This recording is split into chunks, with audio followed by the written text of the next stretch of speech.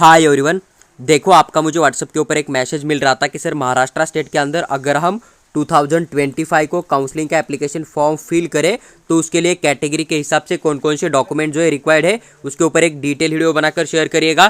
तो इस वीडियो के अंदर मैं आपके साथ तो वही बातें करूंगा कि अगर आप महाराष्ट्र स्टेट के अंदर स्टेट काउंसलिंग के लिए एप्लीकेशन फॉर्म फिल कर रहे हो तो उस टाइम आपको कौन कौन से डॉक्यूमेंट जो है कंपलसरी रिक्वायर्ड होते हैं इन्फॉर्मेशन फिल करने के लिए, साथ ही साथ वहाँ पर आपको एज अ पीडीएफ बनाकर अपलोड करने के लिए, तो उसकी डिटेल जानकारी शेयर करूंगा। देखो, ये पीडीएफ जो है गवर्नमेंट मेडिकल कॉलेज गोंदिया जो है ना एमबीबीएस का, उनकी ऑफिशियल वेबसाइट से मैंने लिया हुआ है। इसी के अंदर आपको एडमिशन के लिए जितने डॉक्यूमेंट रिक्वायर्ड होते हैं ना, हर एक डॉक्यूमेंट देखने को मिल जाएगा किसी भी कैटेगरी का। लेकिन हम फर्स्ट बात करेंगे जो कि डॉक्यूमेंट मैंने यहाँ पर हाईलाइट किया है ना पिंक कलर से, तो वो डॉक्यूमेंट आपको काउंसलिंग का एप्लीकेशन फॉर्म फिल करने के लिए कंपलसरी रिक्वायर्ड होता है और आपको काउंसलिंग का एप्लीकेशन फॉर्म फिल करने के बाद कैटेगरी के हिसाब से वहां पर अपलोड भी करना होता है।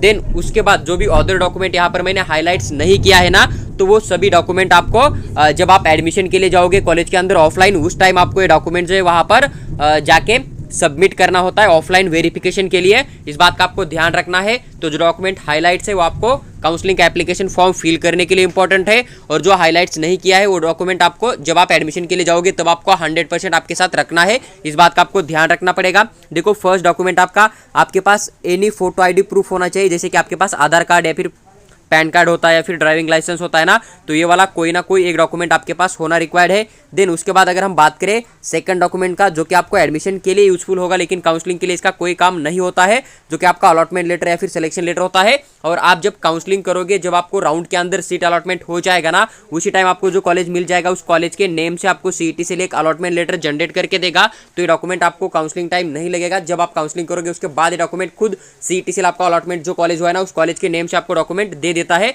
और जब एडमिशन के लिए जाओगे तब आपको ये डॉक्यूमेंट 100% रिक्वायर्ड होगा। उसके बाद थर्ड अपना जो डॉक्यूमेंट है, आपको यहाँ पर रिजल्ट चाहिए नीट यूजी 2025 का, तो आपके पास होना चाहिए। आपके पास एडमिट कार्ड भी होना चाहिए। ये भी डॉक्यूमेंट आपको काउंसलिंग के लिए यूजफुल हो जाएगा। जो अपना ऑनलाइन एप्लीकेशन फॉर्म होता है ना, जब आप काउंसलिंग करोगे तो वहाँ पर आपको एक फॉर्म फिल करना होता है ऑनलाइन, तो वो फॉर्म का प्रिंट आउट भी आपके पास होना चाहिए एडमिशन फॉर्म जब करने के लिए जाओगे उस टाइम पे।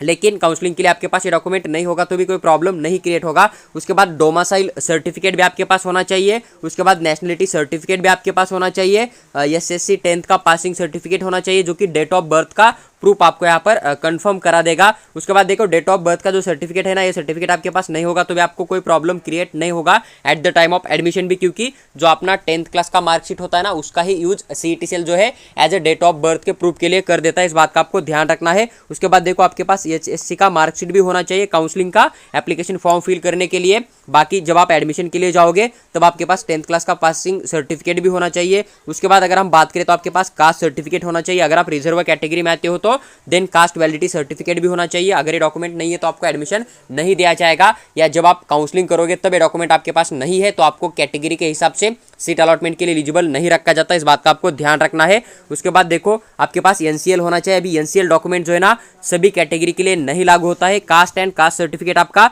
एससी एसटी कैटेगरी के लिए भी रिक्वायर्ड है, लेकिन जो अपना एनसीएल वाला डॉक्यूमेंट है ना, ये डॉक्यूमेंट एससी कैटेगरी के बच्चे या फिर एसटी कैटेगरी के बच्चे या फिर जो भी बच्चे ईडब्ल्यूएस कोटा से काउंसलिंग करेंगे, ईबीसी कोटा से काउंसलिंग करेंगे ना, उनके लिए एनसीएल कोई भी इंपॉर्टेंट डॉक्यूमेंट नहीं है। इस बात का आपको ध्यान रखना है। तो एनसीएल किन बच्चों के लिए होता है? जो कि बच्चे ओबीसी के अंदर आ जाएंगे, एसबीसी कैटेगरी के अंदर आ जाएंगे, वीजे, एनटीबी, एनटीसी, एनटीडी के अंदर आ जाएंगे, या फिर जो न्यू रिजर्वेशन लागू हुआ था उसके अंदर आ जाएंगे ना, तो उन्हीं बच्चों के लिए एनसीएल रिक्वायर होता है। इस बात का आपको ध्यान रखना है।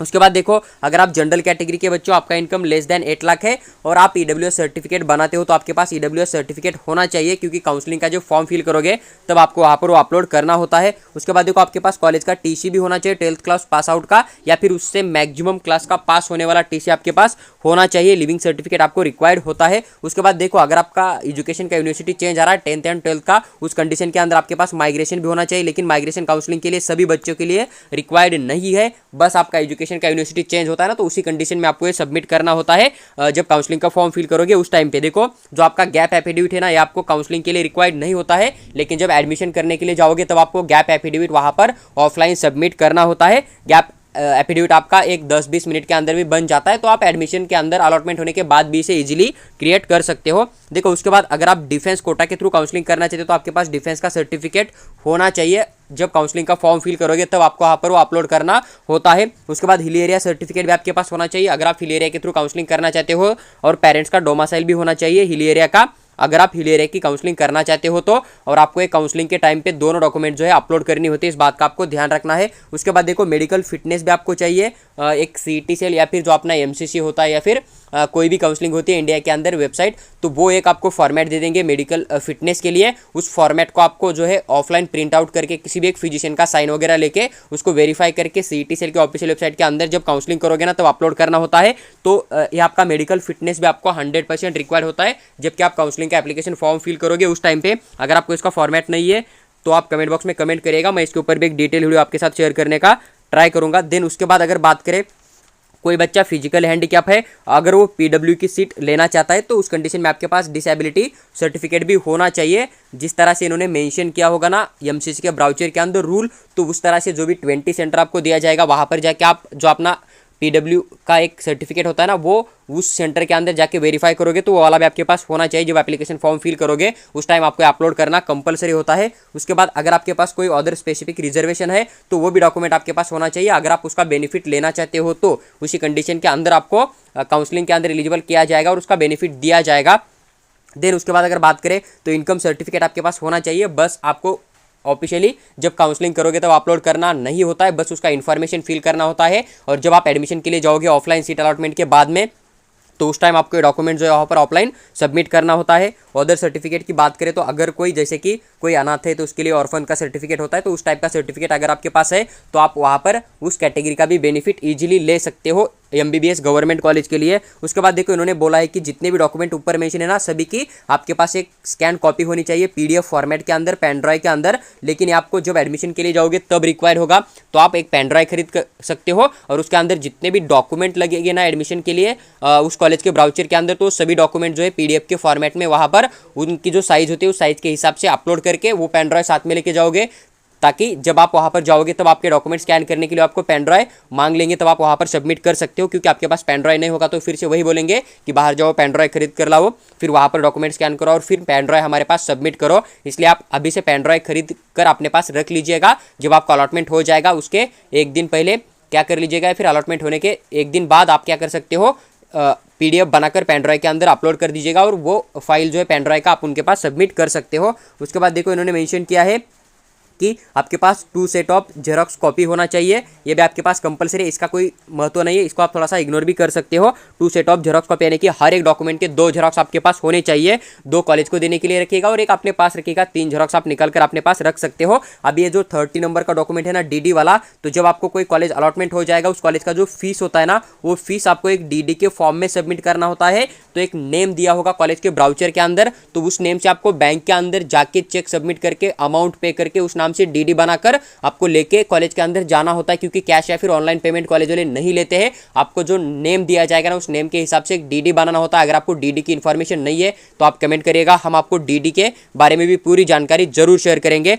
देखो आपको नीट यूजी 2025 के अंदर जो भी महाराष्ट्र स्टेट का स्टेट काउंसलिंग करना था वहां पर कैटेगरी के हिसाब से कौन कौन से डॉक्यूमेंट रिक्वायर्ड थे एप्लीकेशन फॉर्म फिल करने के लिए, उसकी पूरी डिटेल जानकारी शेयर किया। साथ ही साथ इसी वीडियो के अंदर मैंने आपके साथ वो भी इन्फॉर्मेशन शेयर किया कि जब आप काउंसलिंग करोगे आपको सीट अलॉटमेंट हो जाएगा, आप एडमिशन के लिए जाओगे ना तब आपको क्या करना होता है और कौन कौन से डॉक्यूमेंट आपके पास रिक्वायर्ड होते हैं। अगर आपको वीडियो अच्छी लगी हो तो लाइक कीजिए और चैनल को सब्सक्राइब करके हमारे साथ बने रहिएगा। साथ ही साथ अगर आपको हमारा महाराष्ट्र स्टेट का या फिर ऑल इंडिया कोटा का पेड काउंसलिंग ज्वाइन करना है किसी भी स्टेट के लिए, तो आप हमें व्हाट्सएप के ऊपर मैसेज डाल दीजिएगा, वहाँ पर हम आपको उसके रिगार्डिंग पूरी इन्फॉर्मेशन जरूर शेयर करेंगे। साथ ही साथ अगर आपको पूरी अपडेट हर एक पीडीएफ फ्री ऑफ कॉस्ट में चाहिए तो आप हमारा टेलीग्राम ग्रुप ज्वाइन करिएगा। टेलीग्राम ग्रुप के अंदर भी हम इस तरह की जो भी पीडीएफ हमारे पास अवेलेबल है या फिर जो भी सीईटी सेल रिलीज करेगा, हर एक रूल का पीडीएफ हो, फीस का पीडीएफ हो, हर एक पीडीएफ फ्री ऑफ कॉस्ट में हम उसी ग्रुप के अंदर 100% अपडेट जरूर कर देंगे।